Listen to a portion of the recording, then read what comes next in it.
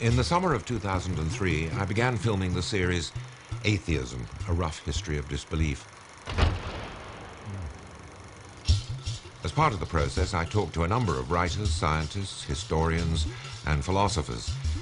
Having secured their cooperation, I was very embarrassed to find that a large proportion of what went on ended up on the cutting room floor, simply because the series would have lasted 24 hours otherwise. Well, as it happens, the BBC agreed with me that the conversations were too interesting to be junked. And with these 6 supplementary programs, they've made the extremely unusual decision to go back to the original material and to broadcast at length some of the conversations which I had. Conversations with people such as the English biologist Richard Dawkins, the American philosopher Daniel Dennett, the Cambridge theologian Dennis Turner, the American playwright Arthur Miller, the English philosopher Colin McGinn, and the American Nobel Prize-winning physicist Stephen Weinberg.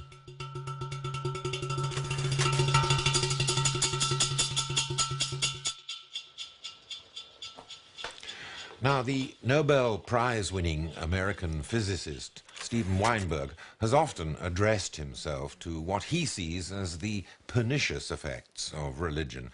And when I met him in Texas, I started by asking him how he reacted to the fact that the physicists who were his own intellectual predecessors had seen the physical regularity of the universe and the beauty of the earth to be incontrovertible evidence of divine design. Looking at nature in the past, the impression of design must have been overwhelming. I mean, it's such a comfortable, pleasant earth, and things work out so well. Well, as we learn more and more about the universe, it seems not such a friendly place, and we appear just to have been winners in a cosmic lottery. And yet there might be those believers who might say, yes, admittedly, there are other celestial bodies which are not good stage sets for life, let alone for the human drama. But here we are on Earth, which is, as they would say, convivially arranged to accommodate. Well, what would you expect? I mean, with all these billions and billions of planets, some of them are going to be comfortable, and it's only on those that life can arise. But people like Newton, for example, and Samuel Clarke, who wrote, as it were, on his behalf later on at Trinity when he did the Boyle Lectures, was not invoking the comfort and conviviality of the earth. Newton was impressed by the regularity of nature. Whether or not it was a suitable setting for the human drama, he thought that the laws of motion and the arrangement of the celestial system expressed design regardless of its suitability for human existence. Yes, and well, he was religious. He saw the universe as a great puzzle, just as he saw the book of Daniel as a great puzzle. And it was God leaving messages for human beings to puzzle out. And he puzzled out the way the solar system worked, and he tried to puzzle out the chronology of the Bible. Well, we don't do that anymore. But might there be any reason, and in fact you still find people, and indeed some of your own colleagues, who feel that nevertheless the regularity, by definition, involves and invokes a regulator? Well, it doesn't. There is a mystery, I have to admit. You know, we try to understand nature, and we ask questions, and we get answers, and then we ask more follow-up questions. Well, why is that true? And ultimately we hope to come to some set of elegant physical principles that describe everything. And when we have it, the mystery will still be there, because we'll always have to ask, why is it that theory and not some other theory? And one answer is, well, that is the regularity imposed on it by a spirit, a designer. But that doesn't answer anything. I mean, then you have to say, well, why is the designer like that? You know, either by a designer you have something in particular in mind, a God who is benevolent or jealous or humorous, whatever, or you have nothing in mind. If you have nothing in mind, let's not talk about it. And if you have something in mind, then the question arises, well, why is that true? So I don't see that having a designer puts us at rest. I think we're permanently in the tragic position of not being able to understand at the deepest possible level why things are the way they are. And we'll just have to live with that. But saying, well, it's a designer doesn't settle it, doesn't help. But let's say, and I'm being, as it were, the deist's advocate here, or instead of the devil's advocate. Instead of the devil's advocate. Let's say that it doesn't exhibit, or it doesn't answer the question of design, but if there is this insuperable mystery, might one understand how it is that people feel that in the presence of such a mystery, that they, as it were, it's the thin end of some sort of theological wedge into which spirituality or an originator can be inserted? Oh, I mean, I don't feel that. I don't feel that way either. I suppose many do. I think much more likely is that people are religious because they know they're going to die, and they know their loved ones are going to die, and that's the tragedy. It's not that bothers them. It's not the tragedy of not being able to come to the final cause. It's the tragedy of knowing that your life and all the wonderful things that you can do and living and the people you love, that's all going to end.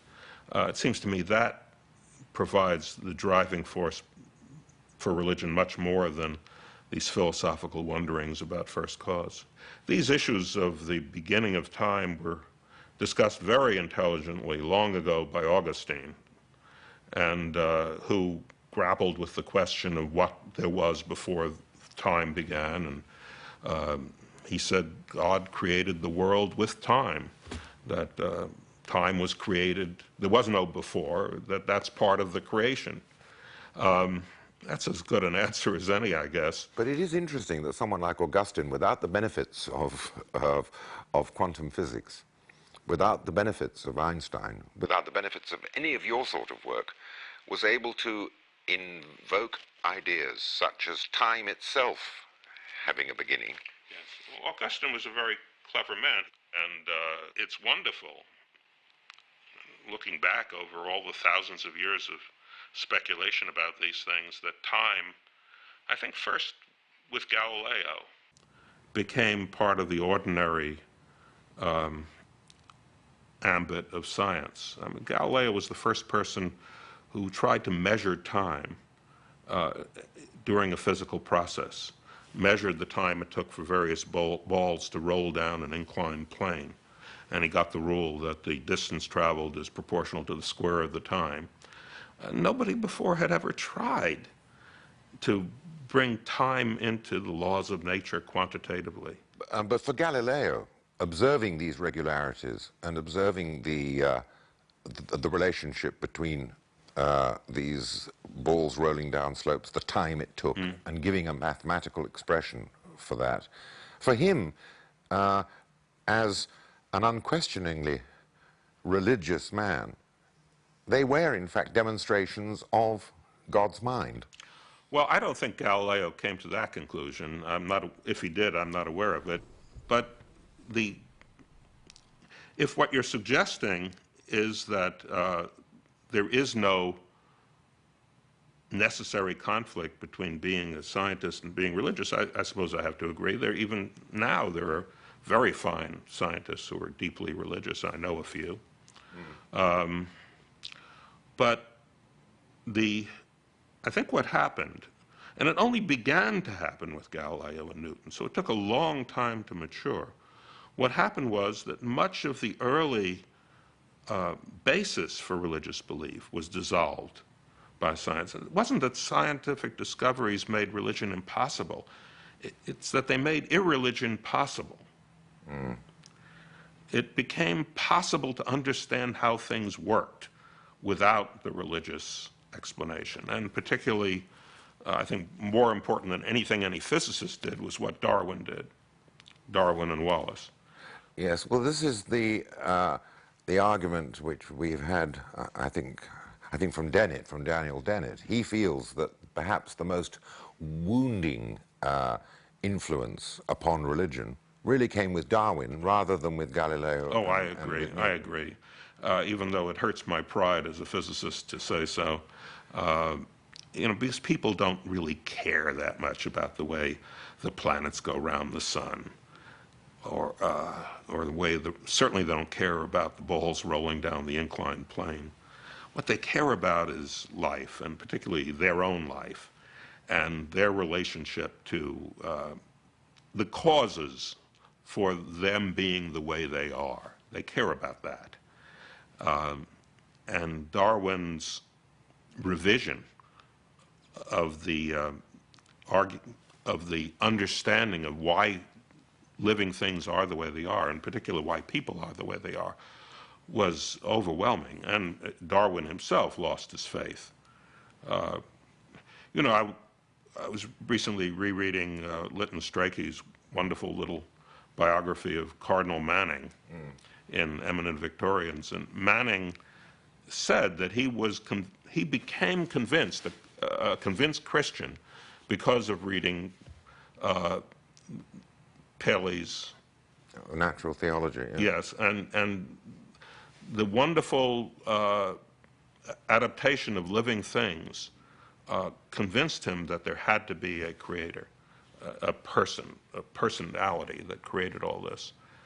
And suddenly that was gone. There wasn't a discovery that there wasn't a creator, but the argument was removed. And I don't think anything that science has done for general culture has ever been as important as that. Yes, it is interesting to find that, on the whole, the percentage of biological disbelievers in the scientific community is higher than the percentage of disbelievers amongst your colleagues in physics and chemistry. Is that true? I didn't know that. Actually, I've occasionally, not too often, gotten into conversations with my physicist colleagues about religion. I find an overwhelming lack of interest in it. I once said that they don't care enough about it to qualify as practicing atheists. They just regard it as a sort of question that it's silly to raise. And I, for some obscure reason, I tend to care about it, and I'm interested in religion, but most of my physicist friends are not. But you find such a variety of beliefs. I have one friend, a very distinguished astrophysicist, who told me that he's an Orthodox, observant Jew, which is a lot of trouble. That's not easy, and doesn't believe in God. Because for him, the religion is a framework for life that he inherited from his parents. He grew up with it. He wants to stay in it. But he doesn't think there's anything behind it. I think probably a fair number of people in the Church of England feel that way. I think for a number of people, the retreat into religion is, as you say, not a retreat into belief, but a retreat into reassuring domestic ritual. And I suspect that's much greater for Jews than it is for Christians. I mean, there is a way in which one could say that belief is less important for Jews than observance. I think that's very true. One could argue about the reasons for it, but I don't think Judaism is the only religion for which that's true. I think it's also true for Hinduism. I don't think the Hindus have ever looked very closely into what they all believe. They're allowed to believe in all sorts of things, but the important thing is, the Brahmins are not supposed to cross the ocean, and you're not supposed to kill cows. That's what's important. What you really think about Brahma and Vishnu and Shiva, I don't think there was ever an inquisition among the Hindus. On the other hand, then you have religions like Christianity, Islam, and I guess to some extent Buddhism. These are the religions that have missionaries, that go out and try to convert other people. And it's in these religions that have universalist ambitions that theology becomes important. And it does become important. And in a way, I'm more attracted to that because as a scientist, I care about searching for truth and making a theory of the world. And Christianity, or Buddhism for that matter, provides an alternative theory of the world. And that's something I feel I have something to say about. I can interact with, I can respond to. On the other hand, if people just want to not eat pork or not kill cows or whatever it is, well, you know, more power to them. It has nothing to do with me, and there's no argument there. So you feel a realistic and vigorous sense of opposition, Yeah. in that that Christianity and Buddhism, in a rather different way, are in fact, as it were, more intellectually intelligible and complementary to a scientific worldview. Yes, yes. They have a theory, and it's a theory that I don't agree with, but there is a theory there. And without a theory, what can I say? You know, then it's not something that I can engage.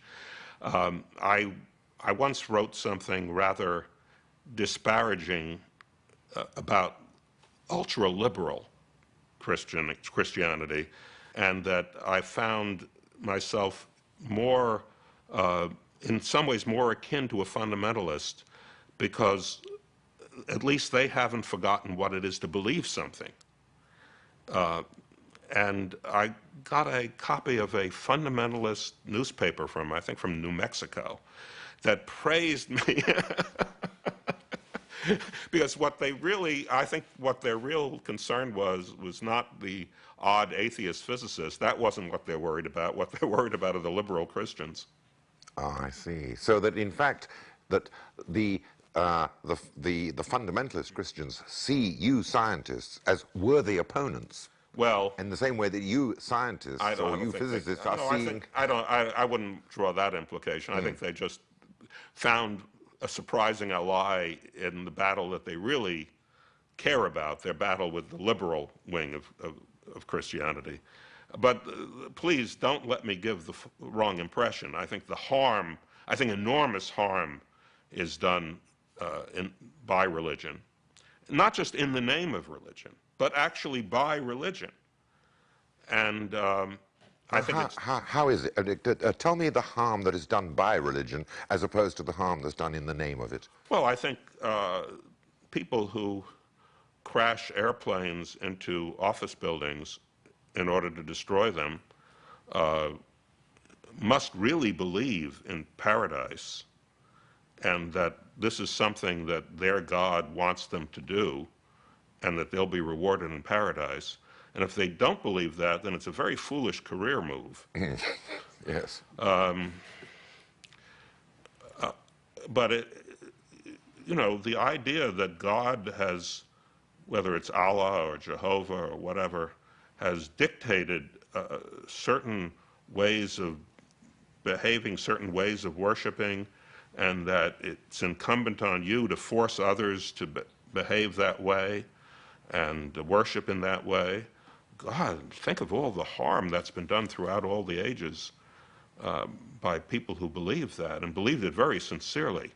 One could just go on and on and on about the number of very sincerely religious people who were led by their religion to do the most awful things. But in fact, that was very much an aspect of Judaism before the diaspora. Oh, absolutely, yes. And I do agree. But just coming back to what we were talking about before, it is the religions that have a theory of the world, it seems to me, at least in recent centuries, that do the harm.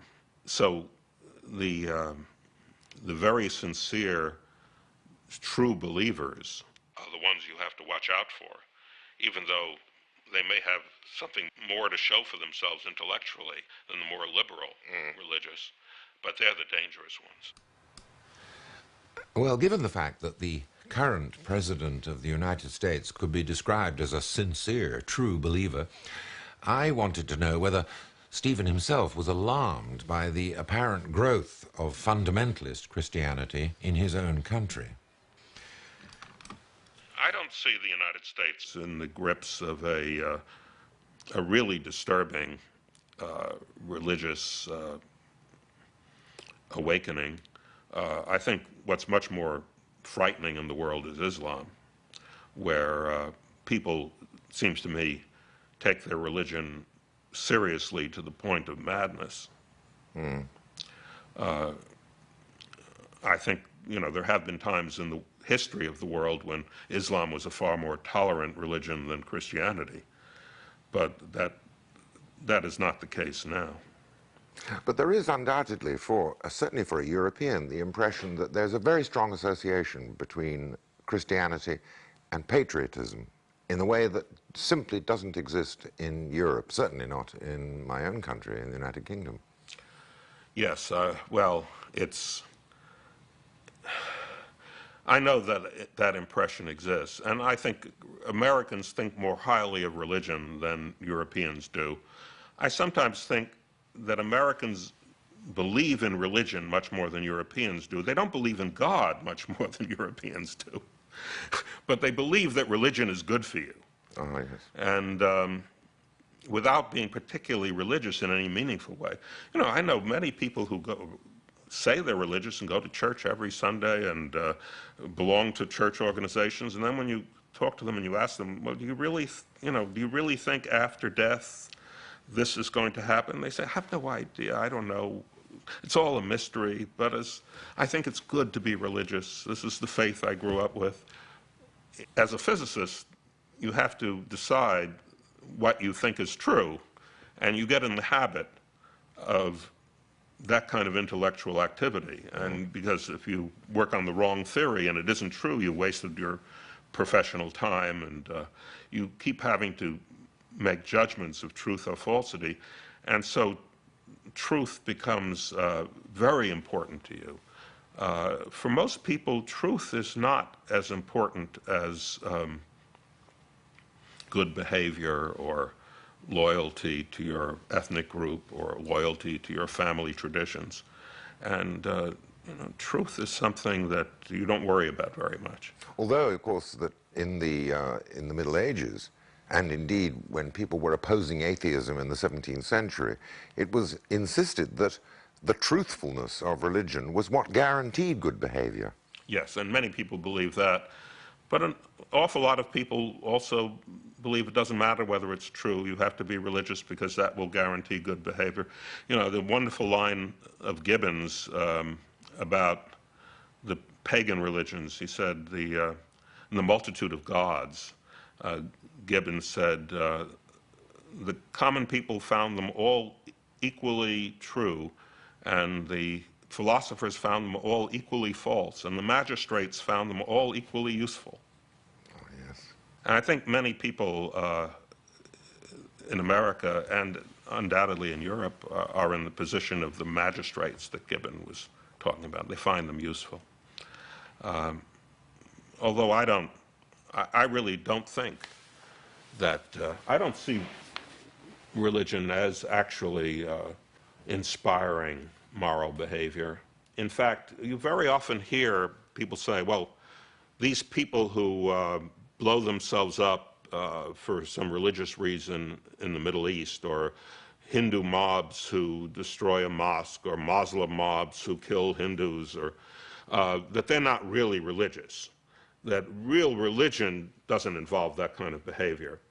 I think what they're saying is that they have a moral sense which allows them to distinguish what is religious from what is not religious. I think, for example, George Bush said that these terrorists have hijacked a great religion.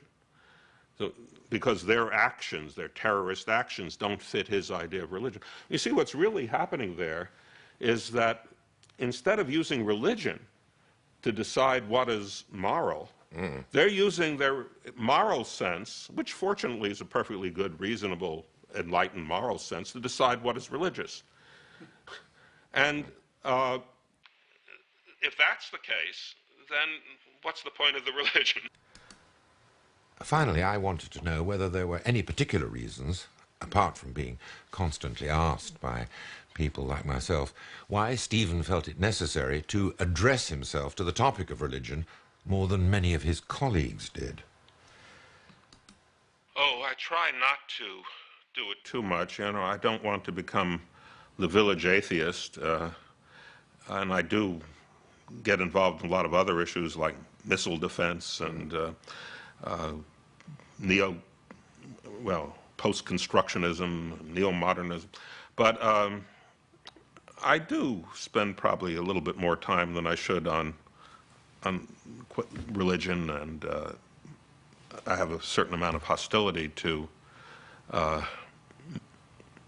it.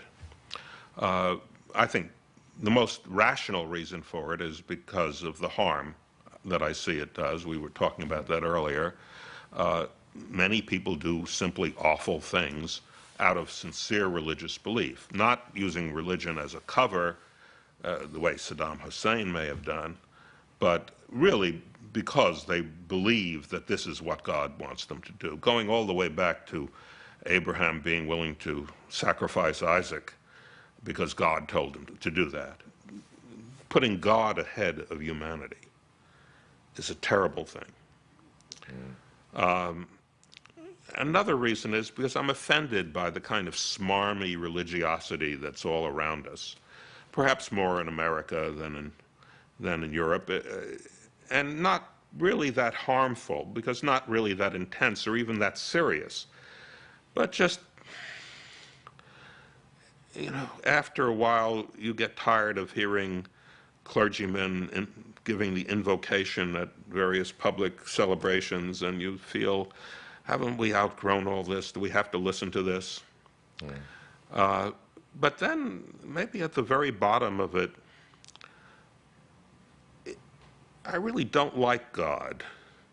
You know, it's silly to say I don't like God because I don't believe in God, but in the same sense that I don't like Iago, or I don't like the Reverend Slope, or any of the other villains of literature. The God of traditional Judaism and Christianity and Islam seems to me a terrible character. He's a God who's obsessed with the degree to which people worship him and anxious to punish with the most awful torments those who don't worship him in the right way. Now, I realize that many people don't believe in that anymore who call themselves Muslims or Jews or Christians, but that is the traditional God, and he's a terrible character. I don't like him. I have a friend, or had a friend, now dead, Abdus Salam, a very devout Muslim, who was trying to bring science into the universities in the Gulf states. And he told me that he had a terrible time because although they were very receptive to technology, they felt that science would be corrosive to religious belief, and they were worried about it. And damn it, I think they were right. It is corrosive of religious belief, and it's a good thing, too. That's terrific.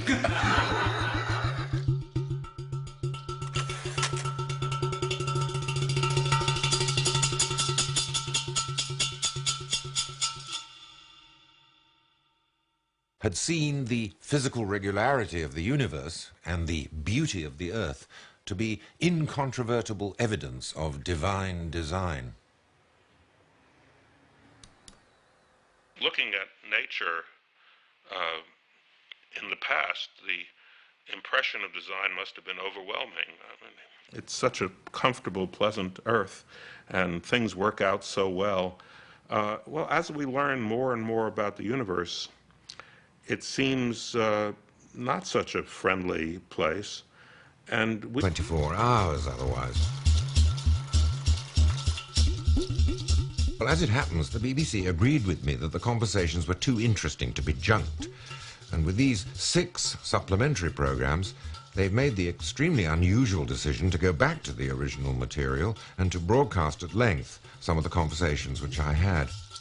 conversations with people such as the English biologist Richard Dawkins, the American philosopher Daniel Dennett, the Cambridge theologian Dennis Turner, the American playwright Arthur Miller, the English philosopher Colin McGinn, and the American Nobel Prize-winning physicist Stephen Weinberg.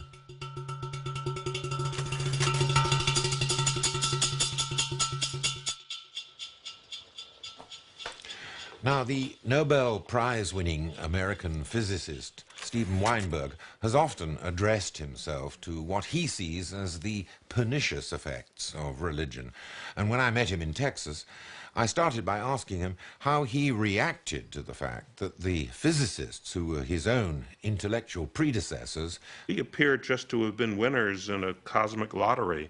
And yet there might be those believers who might say, yes, admittedly, there are other celestial bodies which are not good stage sets for life, let alone for the human drama. But here we are on Earth, which is, as they would say, convivially arranged to accommodate Well, life. what would you expect? I mean, with all these billions and billions of planets, some of them are going to be comfortable, and it's only on those that life can arise. But